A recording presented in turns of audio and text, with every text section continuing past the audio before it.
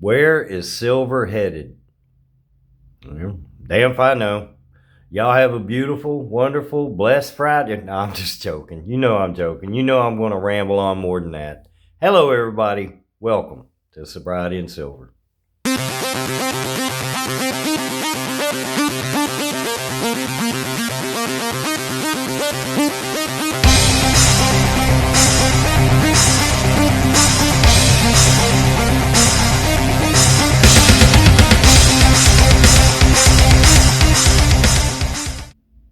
I woke up sober this morning because I went to bed sober last night. This has been a long week. I'm glad it is Friday, or at least by the time this video is released, it will be Friday morning. It is currently 9:47 Thursday evening. But I am going to bed sober, so I will be waking up sober. Not only has it been a long week, it's been a rough YouTube week, and I will get into a little bit more specifics later in the video.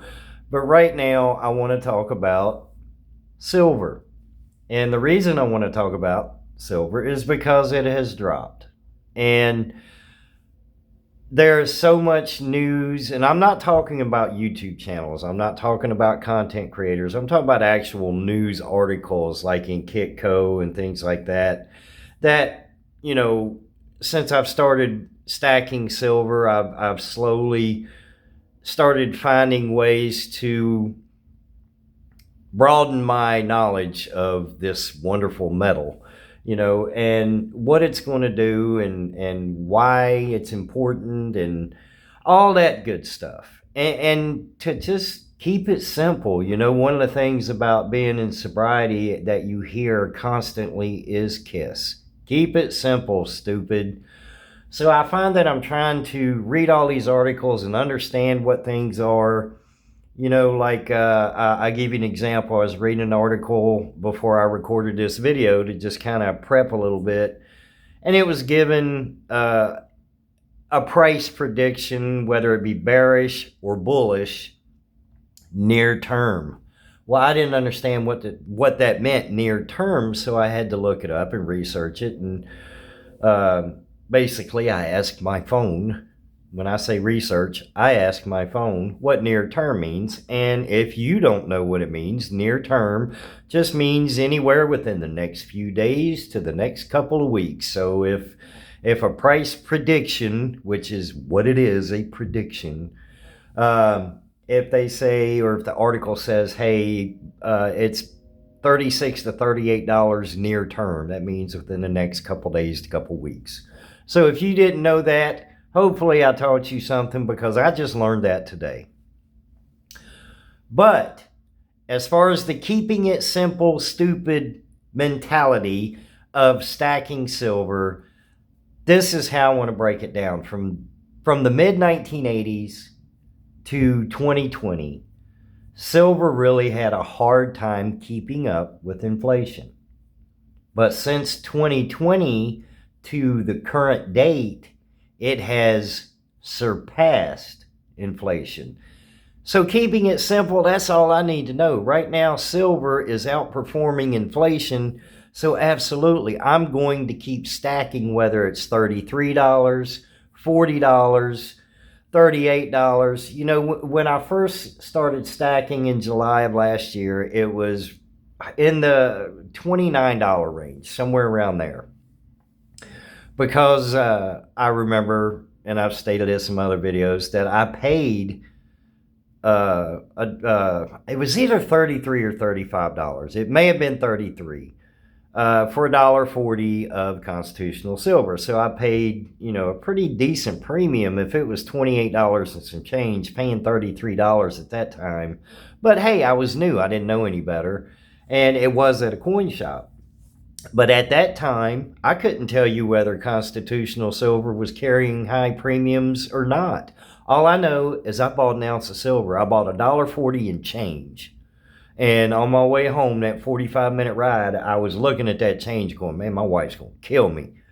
But we have both learned to appreciate now what it is we have and the importance of stacking silver. Inflation, I was talking about inflation a minute ago where silver between 1980s and 2020 didn't keep up. I don't have the data. I know the Hunt brothers had a deal there that really spiked up almost to $50, and then they got a big trouble. I've watched videos on that, and I know the story, but I can't relate it to you right now or tell it to you right now because it's just I'm drawing a blank. I didn't get off work till 6:30 tonight, so I'm trying to get a video done and go to bed. I got to take a shower and go to bed.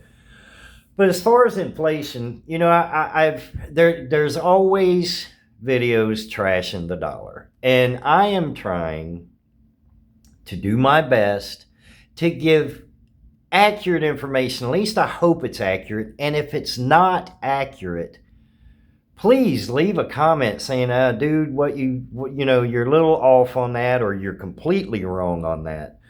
But here's my take on some of the videos I've watched.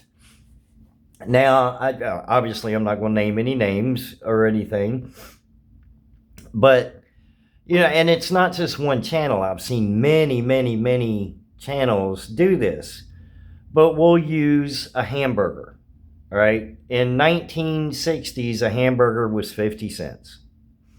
Yeah, all right? But also the average weekly income in the 60s was right around $100 a week. So you take that 50 cents,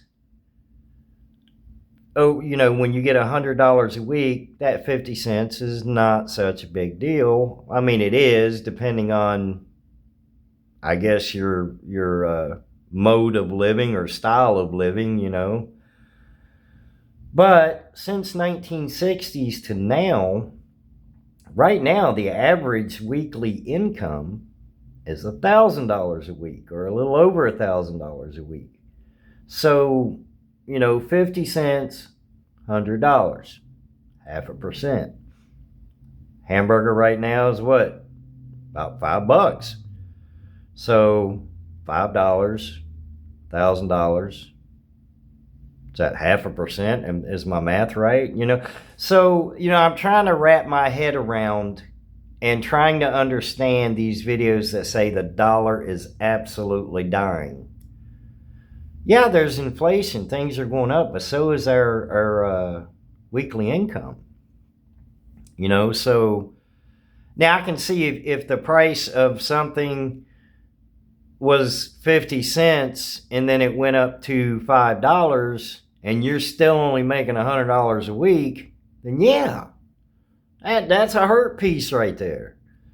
But big difference between making $100 a week in the 1960s to $1,000 a week in 2025. So is the dollar dying the way we are led to believe, I guess, is what I'm trying to say? I mean, the United States dollar is still the most dominant currency in the world. Am I going to stop stacking silver and put my trust in a fiat note? Oh, no. Not a chance. I am going to stack as much silver as I can.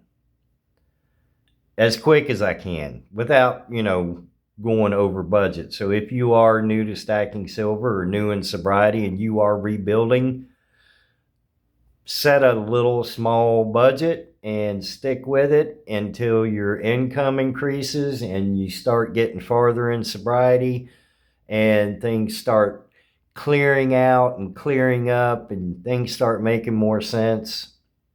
Then maybe, increase your budget when you can. This is absolutely not financial advice. Please do not take financial advice from me. I'm just telling you what I'm doing and what I think. So, and I may be completely off, man. Maybe there's something I'm missing. I've done a little short where I was talking about, or I wasn't talking about it. The AI was talking about the U.S. dollar, but I also did the one where the U.S. dollar was talking about itself. And I'm absolutely not trying to get anybody to look at a dollar note or a $5 note or a $100 note and say, I am investing everything in this fiat currency. I'm going to take everything, like stocks and things like that. No. That's not what I'm saying. Not even close. Absolutely. Gold, silver, Bitcoin. This is completely way off my thumbnail. Sorry, guys, but it just popped in my head. Platinum. I did a little thing on my phone there, and I just asked, I said, what is platinum and why is it a precious metal? Because I do not own any platinum, and that price for platinum versus gold to somebody who doesn't make a lot of money, I'm not, we're doing a lot better than we were, but I don't make $100,000 a year. So looking at that price of platinum, man, it is so tempting until you actually go look it up and go to buy a 1/10 or something like that, and you see the premium on it. And plus, I can't pull the trigger because as far as I know, platinum is not a monetary coin. I don't think. Now, again, I might be wrong, but I don't think there's anywhere where platinum is used as money or as currency. I know it's printed or minted to look like currency, but I don't know if it is actual currency. It may very well be, but I don't know. So what I'm getting at is I can't pull the trigger on platinum, even though the research I did on it, platinum used to actually cost more than gold. It was priced higher than gold, and it's a lot rarer. It's only mined, I think, at like couple of hundred tons a year is all that's mined in platinum. But another thing I found out was platinum's been around since before Christ. I didn't know that. I thought it was a fairly new metal, like within the last 300-400 years. So I have a lot to learn when it comes to precious metals. So that's why I'm sticking to silver, UPMA program, goldbacks. I'm going to say tomorrow being Saturday, which right now, like I said, I'm recording a video Thursday night, but when you watch this, it will be Friday. So Saturday, I'm so pumped up, man, because it's Silver Saturday. That's the day that me and my wife go to the local coin shop. We figure out what our budget is this week and how much we can put into silver. And Sunday's video will be me showing you what I got. I showed you what I got last week. I got some more constitutional silver and some generic silver rounds, and I may very well do the same thing this week. I am a weight stacker. I want the best bang for my buck. Now, before I do go to the coin shop, I will call after the market closes Friday. I will call and find out what they're selling constitutional silver for, times face, whatever. Last week was 27.85. So hopefully with the price of silver dropping, it's dropped some. And I don't know. I may just get all constitutional silver this week, but I do like my generic rounds. I've had a couple of good weeks at work, overtime, things like that, and the budget has really increased, and we are taking a good chunk of what we have left over every week and investing it, and it feels good. I tell you what, it's a wonderful feeling to know that my wife and I are building something towards our future. And, we're middle-aged. We're not in our 30s. So to be able to do it now, we're trying to maybe do as much as we can, because we're starting so late. And it's not her fault. It's my fault. All those years of active addiction and alcoholism really put us behind. But we are doing the very best we can and stacking what we can, investing where we can, and just doing what we can. Networking. I told you about this fine gentleman here, Mr. Kenneth Inman. He is a leathersmith, but he also has some other things coming up. Until I get the okay and the permission from him, I'm not going to say a whole lot, but he is heavily involved in the Goldbacks. This is actually where I got this from. And when I went and saw him at the Tulsa Pew Pew show, he gave me this too.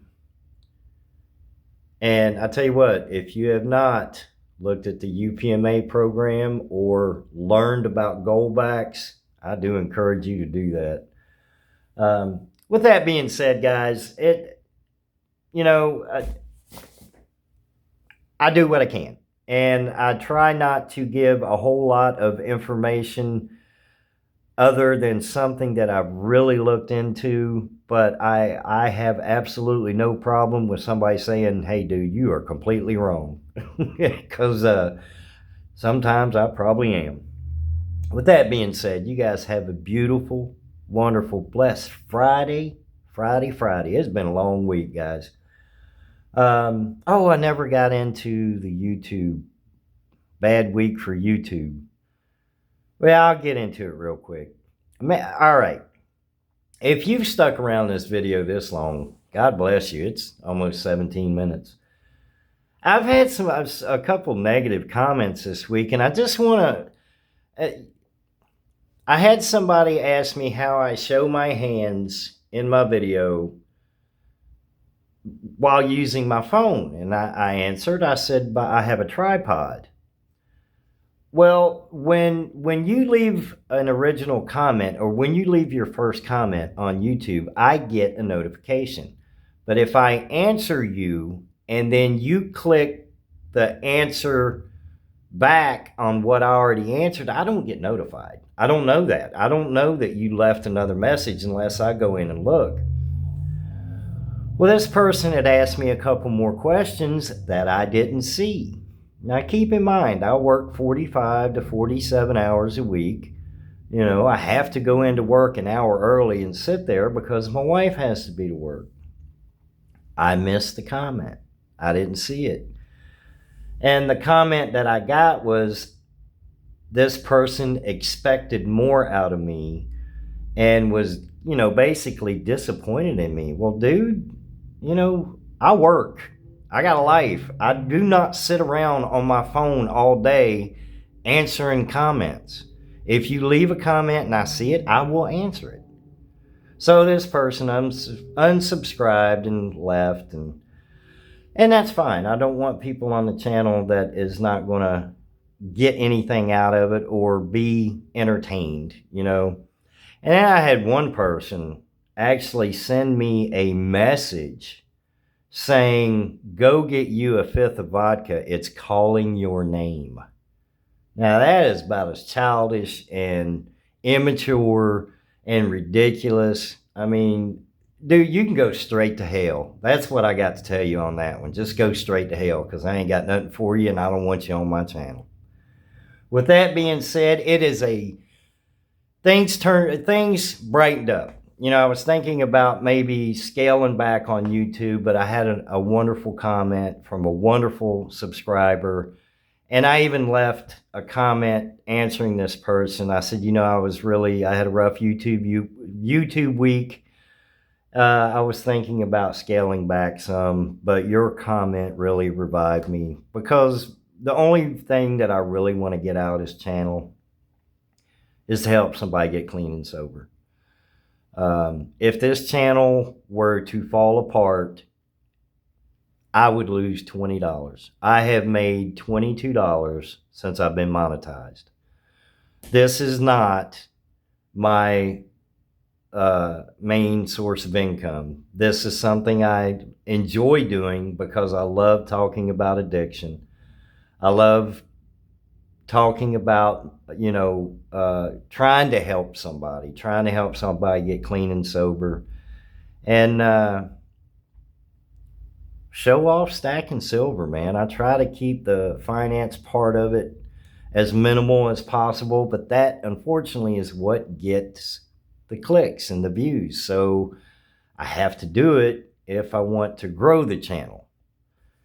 But just keep in mind, this is not my main source of income. This is just something that I do because I really enjoy it. And 99% of the comments I get are really wonderful. So with that, I thank you guys, all the true sobriety and silver followers out there that look forward to my videos and hear me ramble and, you know, sometimes make a fool out of myself. But yeah, to the dude with the go buy yourself a fifth, it's calling your name, you can kiss my... That being said, you guys have a beautiful, wonderful Friday. I'll see you in the next video.